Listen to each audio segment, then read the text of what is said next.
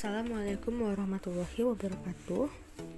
Halo semuanya, perkenalkan nama saya Hana Siti Nabila, absen 13 dari kelas 11 MIPA 1. Di video kali ini saya akan menjelaskan mengenai perbedaan antara negara kesatuan dan juga negara federal dalam beberapa hal.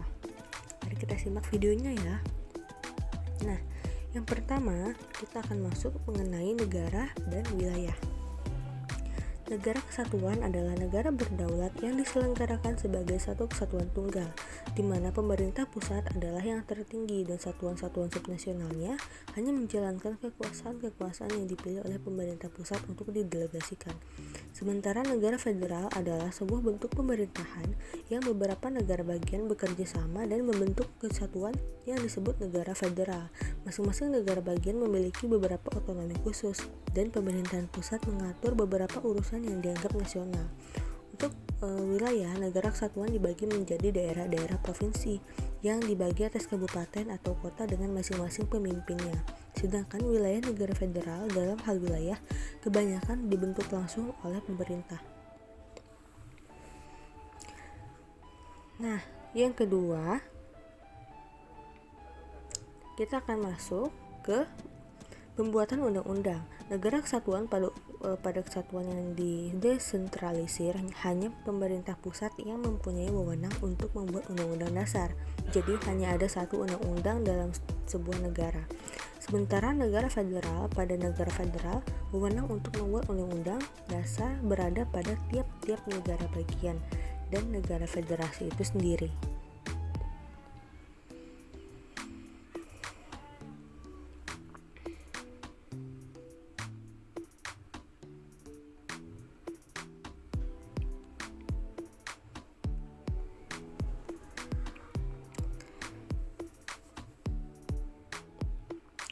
Nah, selanjutnya yang ketiga, kita akan masuk ke hubungan struktural. Negara kesatuan hubungan strukturalnya adalah hubungan yang berdasarkan pada tingkat dan jenjang yang ada dalam pemerintahan. Pemerintah pusat adalah penyelenggara urusan pemerintahan pada tingkat nasional, sedangkan pemerintah daerah adalah penyelenggara urusan pemerintah pada daerah masing-masing. Kekuasaan menjalankan pemerintahan berada di tangan negara bagian. Pemerintah federal menerima pelimpahan kekuasaan dan kewenangan dari negara bagian.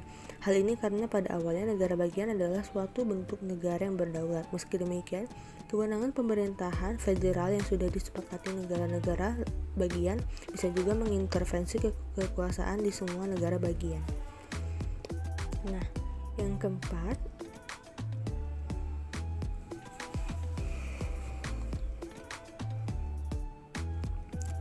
kita akan masuk ke kekuasaan pemerintah pusat.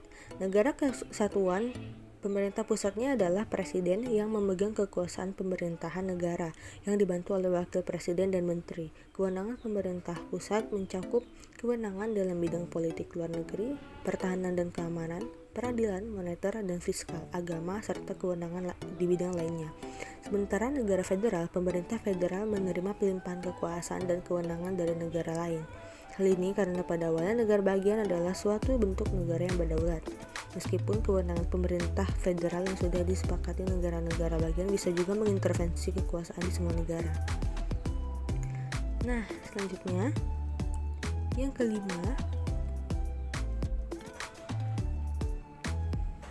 kita akan masuk ke pembagian kekuasaan. Negara kesatuan dibagi atas daerah-daerah provinsi dan daerah provinsi itu dibagi atas kabupaten dan kota. Yang tiap-tiap provinsi, kabupaten dan kota itu mempunyai pemerintahan daerah yang diatur dengan undang-undang. Sementara negara federal, sistem federalnya digambarkan di mana pemerintah pusat yang memiliki kekuasaan besar berdampingan dengan kekuasaan unit subnasional yang menikmati pembagian kewenangan sumber daya dan aturan hukum sendiri. Seperti itu kira-kira perbedaan antara pembagian kekuasaan negara kesatuan dan juga negara federal. Nah, selanjutnya yang keenam, kita akan masuk ke sistem peradilan. Untuk negara kesatuan sendiri, terdapat pengadilan yang berjenjang dari pemerintahan terendah sampai pusat. Sementara untuk negara federal, didirikan oleh mahkamah tertinggi yang bertugas untuk menerjemahkan perundang-undangan yang dibuat oleh negara bagian. Nah, jadi itu kurang lebih perbedaan antara negara kesatuan dan juga negara federal dalam bidang sistem peradilan ya. Nah, selanjutnya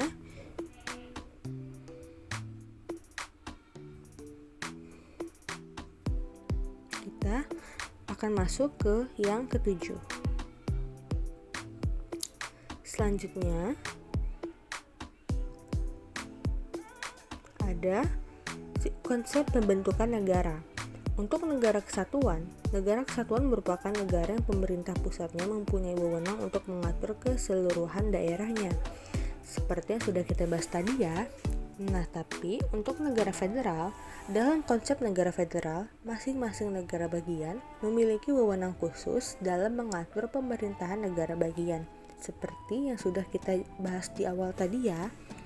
Maka dari itu, perbedaan antara konsep pembentukan negara di bidang negara kesatuan dan negara federal adalah seperti berikut ya teman-teman. Nah, selanjutnya kita akan masuk ke yang ke-8. Yang ke-8 ada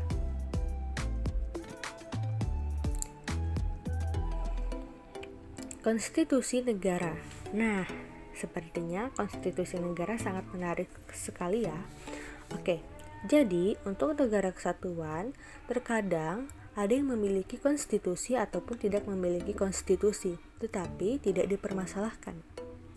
Namun, untuk negara federal harus mempunyai suatu konstitusi dan wajib untuk mempunyai suatu konstitusi karena hal itu dianggap paling penting dari negara federal.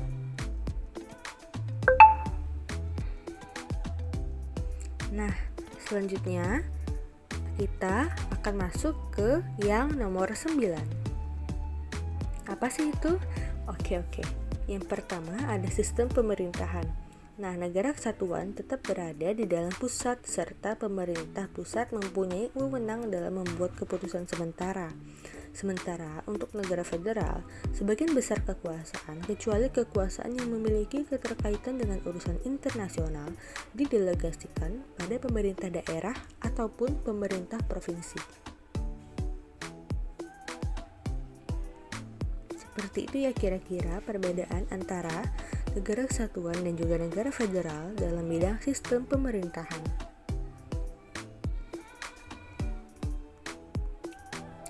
Nah, selanjutnya kita akan masuk ke yang ke-10. Nah, nomor 10 ada perbedaan negara kesatuan dan juga negara federal dalam bidang struktur negara. Negara kesatuan adalah negara berdaulat yang diselenggarakan sebagai satu kesatuan tunggal, di mana pemerintah pusat adalah yang tertinggi dan satuan-satuan subnasionalnya hanya menjalankan kekuasaan yang dipilih oleh pemerintah pusat untuk didelegasikan. Sementara negara federal sebuah bentuk pemerintahan yang beberapa negara bagian bekerja sama dan membentuk kesatuan. Masing-masing negara bagian memiliki beberapa otonomi khusus dan pemerintahan pusat mengatur beberapa urusan yang dianggap nasional. Penjelasan yang kali ini hampir mirip ya seperti penjelasan yang pertama. Nah, setelah ini kita akan lanjut ke yang nomor 11. Nah, di nomor 11 ada kebijakan. Untuk peraturan perundang-undangan yang berbeda tiap daerah lebih mengarah kepada kondisi alam dan sosial masyarakatnya. Itu mengenai negara kesatuan ya kawan-kawan. Sedangkan untuk negara federal mempunyai kebijakan yang berbeda dengan pemerintahan pusat. Bahkan negara federal dapat mengadakan perjanjian kerjasama dengan negara lain tanpa izin pemerintahan pusat yang sangat berbanding terbalik dengan negara kesatuan.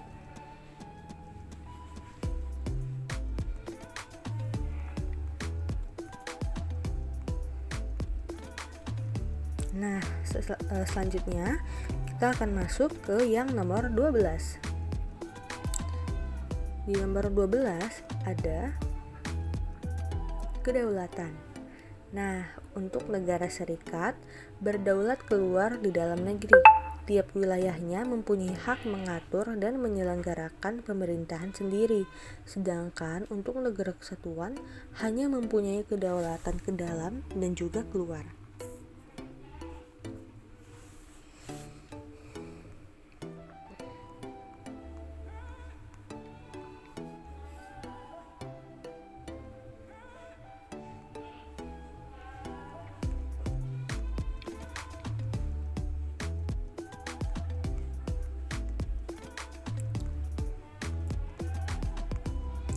Nah, selanjutnya kita akan masuk ke nomor 13.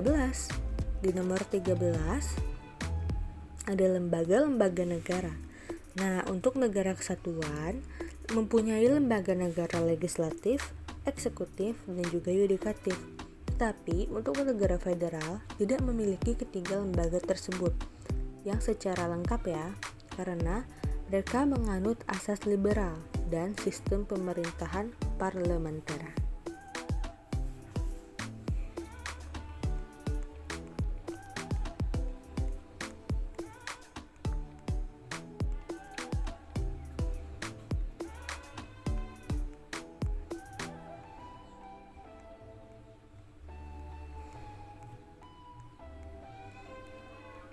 Nah, selanjutnya ada nomor 14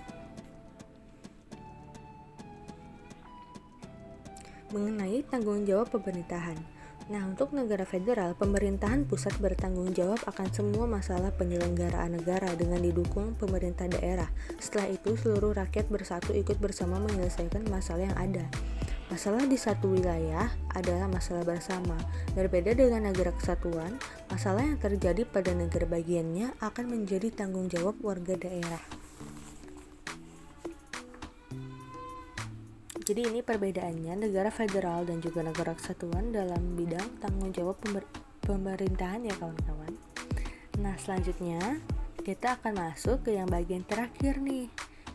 Nah, ada nomor 15 dan 16. Nomor 15 membahas mengenai pembagian kedaulatan. Negara kesatuan dengan negara federal tidak dapat membagi kedaulatan pusat dan wilayahnya, meskipun masing-masing negara bagian tetap mengakui kedaulatan negara secara penuh, namun tiap-tiap negara bagian juga mempunyai kedaulatan sendiri. Nah, nomor 16 kepala negara. Dalam pemilihan kepala negara, sebagian besar negara serikat memilih secara langsung dan tidak ada batasan partai mana yang mempunyai hak untuk mengajukan calon kepada negara.